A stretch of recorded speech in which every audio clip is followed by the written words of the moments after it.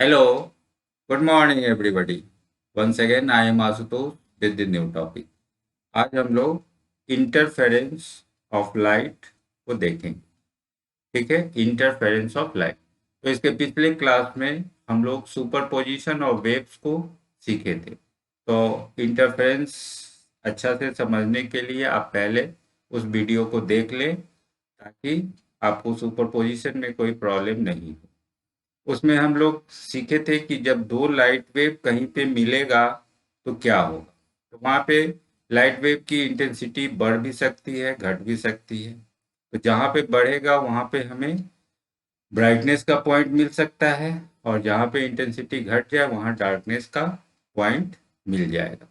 तो ब्राइटनेस मिलने का मतलब क्या है? ब्राइटनेस मिलने का मतलब है कि वहां पे एनर्जी बढ़ गई, और जहाँ डार्कनेस है वहां पे एनर्जी घट गई है। इसका मतलब कि एनर्जी का रीडिस्ट्रीब्यूशन हो रहा है।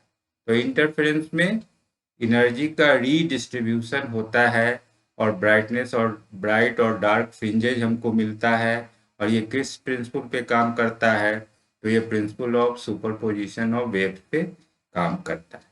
तो हम इंटरफेरेंस को डिफाइन कैसे करेंगे? तो डिफाइन करेंगे the phenomenon of redistribution of energy, energy के रीडिस्ट्रीब्यूशन की घटना इन द मीडियम, किसी भी मीडियम में ये काम होगा। एंड फॉर्मेशन ऑफ, क्या फॉर्म हो रहा है? तो formation of dark and bright fringes.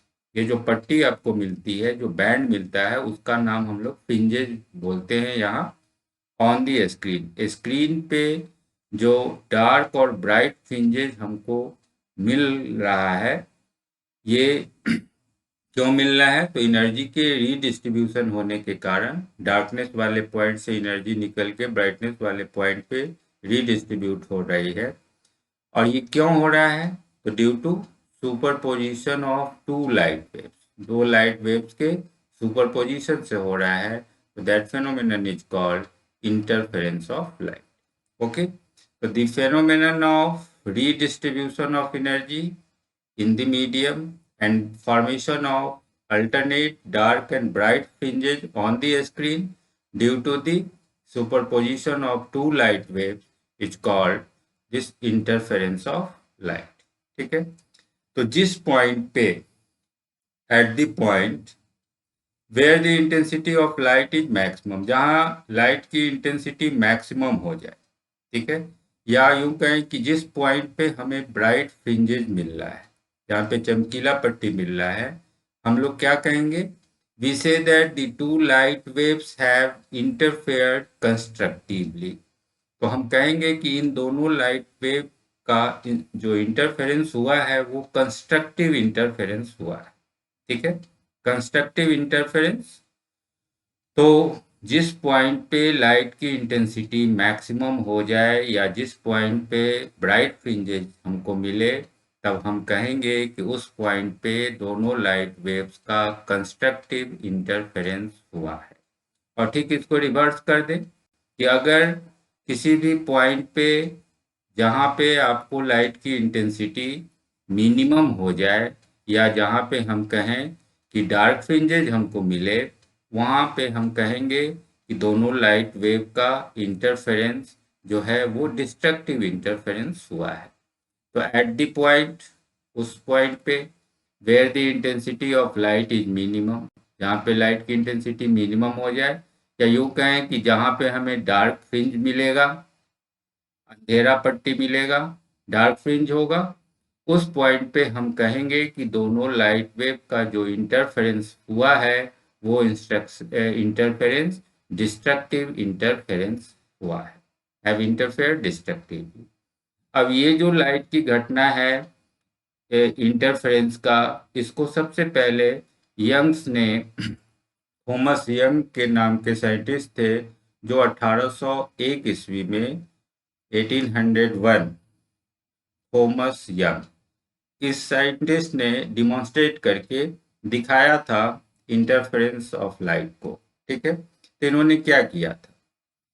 तो पहले तो जब तक हम लाइट को वेव नहीं मानेंगे तब तक ये घटना एक्सप्लेन होगी ही नहीं।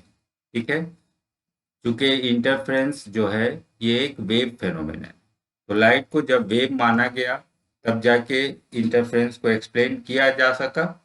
तो थॉमस यंग 1801 में सबसे पहले एक्सपेरिमेंटली इंटरफेरेंस को सिखाए थे। तो इन्होंने क्या किया था, इन्होंने एक सोर्स लिया एस, ठीक है। अब इस सोर्स से के सामने हम एक बड़ा सा कार्डबोर्ड लेते हैं, एक ऑब्स्टेकल डालते हैं और इस ऑब्स्टेकल में हम दो स्मॉल ओपनिंग बनाते हैं, इसको हम लोग स्लिट बोलेंगे, नैरो स्लिट। तो ये दो स्लिट बना S1 एंड S2, ठीक है। तो अब एक सोर्स से हम यहाँ लाइट का दो सोर्स बना लिए हैं। अब इस S से जो लाइट वेव आएगा वो S1 पे भी आएगा और यहाँ से ये S2 पे भी आएगा और इस होल से ये बाहर भी निकलेगा, ठीक है। अब ये दो सोर्स बन गया S1 एंड S2। अब इससे लाइट वेव हर दिशा में जाएगा, S1 से भी और S2 से भी लाइट हर दिशा में जाएगा। अब किसी भी पॉइंट पे जो S1 से जो लाइट आ रहा है और फिर S2 से जो लाइट आ रहा है, इन दोनों का जहाँ पे भी ये मिलेगा तो इन दोनों वेव का इंटरफेरेंस होगा। तो इंटरफेरेंस होगा तो हो सकता है वहाँ पे ब्राइटनेस बढ़ जाए या वहाँ पे डार्कनेस बढ़ जाए। तो हमें स्क्रीन पे अब देखिए कि यहाँ से हम एक खास डिस्टेंस पे एक स्क्रीन रख रहे हैं, ठीक है। एक स्क्रीन हो गया ये, और ओ मेरा सेंटर है। अब S1 और S2 से ठीक इक्वल दूरी पे ये मेरा O पॉइंट, ये मिडिल पॉइंट हो गया। तो हम सेंटर पे देखते हैं क्या कि एक सेंट्रल ब्राइट फ्रिंज हमको मिल रहा है, एक सेंट्रल ब्राइट फ्रिंज, यहाँ पे एक चमकीली पट्टी मिल रही है और इसके दोनों ही तरफ अपवर्ड भी और डाउनवर्ड भी हमें अल्टरनेट करके डार्कनेस और ब्राइटनेस का पॉइंट मिल रहा है। ये सेंट्रल ब्राइट फ्रिंज हो गया। ऊपर हम लिख रहे हैं D1, D1 का मतलब पहला डार्क पॉइंट, B1 पहला ब्राइटनेस, फिर D2 दूसरा डार्कनेस, फिर B2 दूसरा ब्राइटनेस। तो सेंट्रल ब्राइट फ्रिंज के दोनों तरफ यहाँ चूंकि ब्राइट है तो डार्कनेस आएगा, डार्कनेस ब्राइटनेस डार्कनेस ब्राइटनेस, इस तरह से अल्टरनेट डार्क और ब्राइट फ्रिंज मिल रहा है। और इसके नीचे भी अल्टरनेट हमें डार्कनेस और ब्राइटनेस का पॉइंट मिल रहा है, क्योंकि सेंटर में ब्राइट है तो फिर आगे हमको डार्कनेस मिलेगा। तो D1 B1 D2 B2 इस तरह से ये मिलता जाएगा। तो थॉमस यंग नाम के साइंटिस्ट ने सबसे पहले इस एक्सपेरिमेंट को हम लोग को दिखाया था एक्सपेरिमेंटली कि कैसे हम लाइट वेव्स का इंटरफेरेंस देख सकते हैं। अब यहाँ पे एक टर्म सीखेंगे, सस्टेन्ड और परमानेंट इंटरफेरेंस। सस्टेन्ड और इंटरफेरेंस, परमानेंट इंटरफेरेंस का मतलब क्या है, सस्टेन्ड इंटरफेरेंस बोले या परमानेंट इंटरफेरेंस बोले। तो देखिए, जो स्क्रीन पे हमें पट्टी मिल रही है, ठीक है, स्क्रीन पे पट्टी मिल रही है, हम देखें कि सेंटर में एक सेंट्रल ब्राइट फ्रिंज है और उसके दोनों ही तरफ अल्टरनेट डार्कनेस और ब्राइटनेस का पॉइंट है। तो आप देखे हैं इधर D1 B1 ऊपर भी है, नीचे भी D1 और B1, ठीक है। तो इस पैटर्न को हम सस्टेन्ड या परमानेंट पैटर्न कब कहेंगे, तो जब स्क्रीन पे जो भी पॉइंट हम मिल रहा है इसका जो पॉइंट है ये फिक्स रहे all along on the screen, ठीक है। जिस पॉइंट पे डार्कनेस है वहां हमेशा डार्कनेस बना रहे, जहाँ पे ब्राइटनेस का पॉइंट है वहां पे हमेशा ब्राइटनेस का पॉइंट बना रहे, तो वैसे पैटर्न को हम लोग बोलेंगे सस्टेन्ड या परमानेंट इंटरफेरेंस पैटर्न। तो डिफाइन करेंगे, द इंटरफेरेंस पैटर्न, वैसा इंटरफेरेंस पैटर्न इन विच, जिसमें the positions of maxima and minima, देखिए जो पोजीशन है मैक्सिमम इंटेंसिटी का या मिनिमम इंटेंसिटी का of light, the position of maximum and minimum of intensity of light remain fixed, ये हमेशा फिक्स रहे all along on the screen, screen पे ये हमेशा फिक्स रहे, ठीक है। तो that pattern will be called sustained और परमानेंट इंटरफेरेंस पैटर्न। तो हम डिफाइन करेंगे वैसा इंटरफेरेंस पैटर्न जिसमें जो डार्कनेस और ब्राइटनेस का जो पोजीशन है वो पोजीशन हमेशा फिक्स रहे, या यूँ कहें कि जिस पॉइंट पे लाइट की इंटेंसिटी मैक्सिमम है या जिस पॉइंट पे लाइट की इंटेंसिटी मिनिमम है, वो मैक्सिमम और मिनिमम इंटेंसिटी का पॉइंट हमेशा फिक्स रहे स्क्रीन पे, तो वैसा इंटरफेरेंस पैटर्न जो होगा वो सस्टेन्ड या परमानेंट इंटरफेरेंस पैटर्न कहलाएगा। अब सस्टेन्ड इंटरफेरेंस पैटर्न प्राप्त करने के लिए हमें कुछ कंडीशंस को फॉलो करना पड़ता है। अगर हम इस कंडीशन को फॉलो नहीं कर पाएंगे तो पैटर्न तो इंटरफेरेंस पैटर्न तो मिलेगा, लेकिन बार बार उसका पोजीशन बदलता रहेगा। तो बार बार डार्कनेस ब्राइटनेस का पॉइंट अगर चेंज होता रहेगा स्क्रीन पे, तो हम उसे ठीक से जज नहीं कर पाएंगे कहाँ डार्कनेस है ब्राइटनेस है। तो for producing sustained interference pattern, ठीक है, हमें एक ऐसा इंटरफेरेंस पैटर्न चाहिए जिसमें हम डार्कनेस और ब्राइटनेस के पॉइंट को जज कर सके। इसके लिए following condition should be satisfied. इसके लिए कुछ कंडीशंस है जो हमको फॉलो करना ही पड़ेगा, ठीक है। तो क्या क्या कंडीशन है हम एक एक करके देखते हैं। तो पहला कंडीशन है the two sources should emit light waves continuously. तो ये जो दो सोर्स हम बनाए थे, एक सोर्स एस से लेके और हम सामने स्लिट रखे थे और स्लिट लेके दो सोर्स बनाए थे S1 और S2।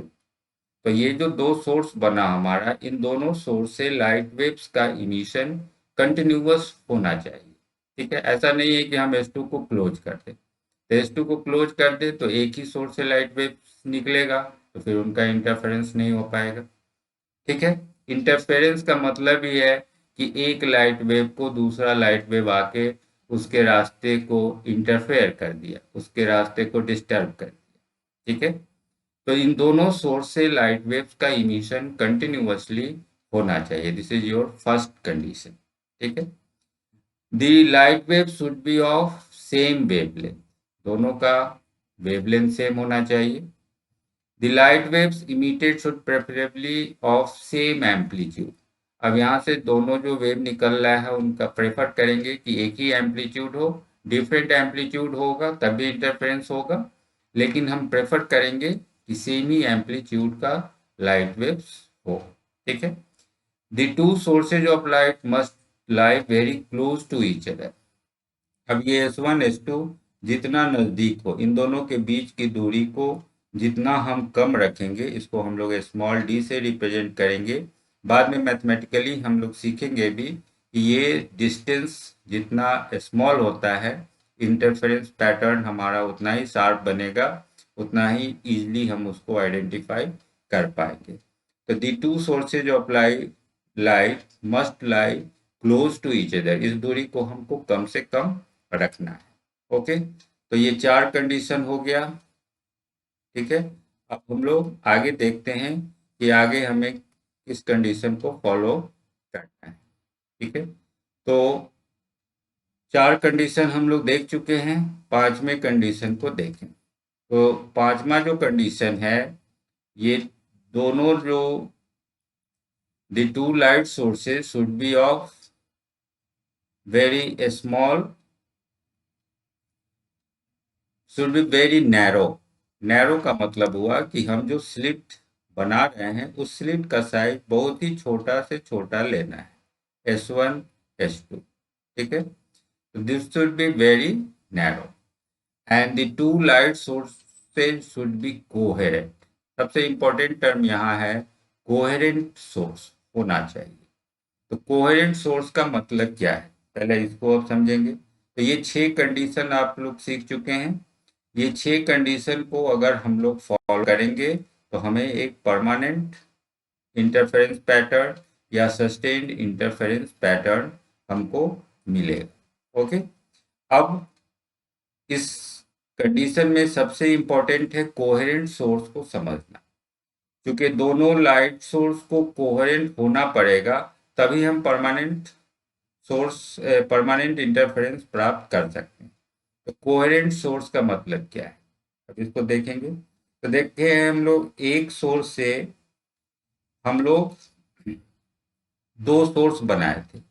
याद होगा, हम एक सोर्स लिए और इससे हम इक्वल दूरी पे दो स्लिट काटे हैं, S1 एंड S2। तो एक सोर्स से हमने दो सोर्स क्यों बनाए, यहाँ पे ही क्वेश्चन उठेगा। हम चाहे तो अलग अलग दो सोर्स लेके दो कैंडल जला सकते थे, तो हम एक ही कैंडल लिए हैं और इसी से दो स्लिट काट के दो सोर्स बनाए हैं, S1 एंड S2। वाई, यहीं पे कोहेरेंट टर्म का हमें क्लू मिलेगा कि कोहेरेंट क्यों होना चाहिए। तो देखिए, the two light waves are said to be coherent. Coherent का मतलब हुआ कि दो सोर्स को हम कोहेरेंट तब कहेंगे जब उनका phase difference, their phase difference does not depend upon time, ये टाइम पे डिपेंडेंट नहीं हो, या यूं कहें कि their phase difference is a constant. तो फेज डिफरेंस का मतलब कि यहां से पहले सोर्स से जो लाइट वेव निकल रहा है, ठीक है, और दूसरे सोर्स से जो लाइट वेव निकल रहा है, तो इन दोनों के बीच में जो फेज का डिफरेंस है, वो फेज डिफरेंस हमेशा फिक्स रहना चाहिए, कांस्टेंट रहना चाहिए। मतलब कि अगर पहले सोर्स के ठीक 1 सेकेंड के बाद दूसरे सोर्स से लाइट निकल रहा है, तो प्रत्येक 1 सेकेंड के बाद हमें लाइट वेव यहाँ से निकलना चाहिए। तो दोनों सोर्स के बीच का जो फेज डिफरेंस है 1 सेकेंड, वो हमेशा कांस्टेंट, ठीक है। या जब S1 से निकल रहा है और S2 से भी निकल रहा है, तो ये हमेशा निकलता रहे। जैसे ही यहाँ से वेव चले तो दूसरा भी वेव यहाँ से भी निकलना शुरू हो जाए, तो इन दोनों के बीच कांस्टेंट फेज डिफरेंस होगा। तो ये जरूरी है, नहीं अगर हम दो अलग अलग सोर्स ले लेते तो दोनों के बीच कोई फेज का कोई संबंध नहीं था, इससे कब लाइट इमिट हो रहा है और इससे कब लाइट इमिट हो रहा है, इन दोनों के बीच कोई भी रिलेशन नहीं होता, तो वो मेरा नॉन कोहेरेंट सोर्स हो जाता। तो नॉन कोहेरेंट सोर्स हो जाता तो हमें परमानेंट इंटरफेरेंस पैटर्न नहीं मिलता। इसीलिए हम एक सोर्स से दो सोर्स बनाते हैं ताकि मेरा जो लाइट सोर्स है वो मेरा कोहेरेंट हो पाए। और कोहेरेंट होना इंटरफेरेंस, परमानेंट इंटरफेरेंस पैटर्न के लिए एक एसेंशियल कंडीशन, ठीक है। तो व्हाट इज कोहेरेंट, एक बार फिर से ध्यान से हम सुने। कोहेरेंट सोर्स का मतलब क्या है? कोहेरेंट सोर्स का मतलब है कि जो दो सोर्स है जिससे लाइट वेव निकल रहा है, इन दोनों के बीच का जो फेज डिफरेंस है, वो फेज डिफरेंस हमेशा कांस्टेंट रहना चाहिए। ये समय पे निर्भर नहीं करना चाहिए कि अभी फेज डिफरेंस कुछ और है, कुछ देर के बाद कुछ और फेज डिफरेंस हो गया, कुछ देर के बाद और फेज डिफरेंस हो गया। उस कंडीशन में क्या होगा, अगर कांस्टेंट नहीं होगा तो कांस्टेंट नहीं होगा, फिर भी हमें इंटरफेरेंस पैटर्न तो मिलेगा, लेकिन वो पैटर्न परमानेंट नहीं होगा, बार बार उसमें ब्राइटनेस और डार्कनेस का पॉइंट शिफ्ट करता रहेगा, तो हम उसे आइडेंटिफाई नहीं कर पाएंगे, वो हमेशा हमें ब्लिंक करता हुआ नजर आएगा, ठीक है। तो कोहेरेंट सोर्स को आप ध्यान से समझ लेंगे, क्योंकि this is the most essential condition for interference to happen. तो ये सारी थियोरेटिकल बातें हो गई इंटरफेरेंस के बारे में। अगले क्लास में हम लोग इसके मैथमेटिकल फॉर्म को देखेंगे कि किस कंडीशन में कंस्ट्रक्टिव इंटरफेरेंस होगा और ब्राइट फ्रिंजेज मिलेगा, और किस कंडीशन में हमें डिस्ट्रक्टिव इंटरफेरेंस बनेगा और हमें डार्क फ्रिंजेज मिलेगा। तो हम लोग अगले क्लास में पढ़ेंगे condition for constructive and destructive interference. Okay, so that's over for today. Thank you very much.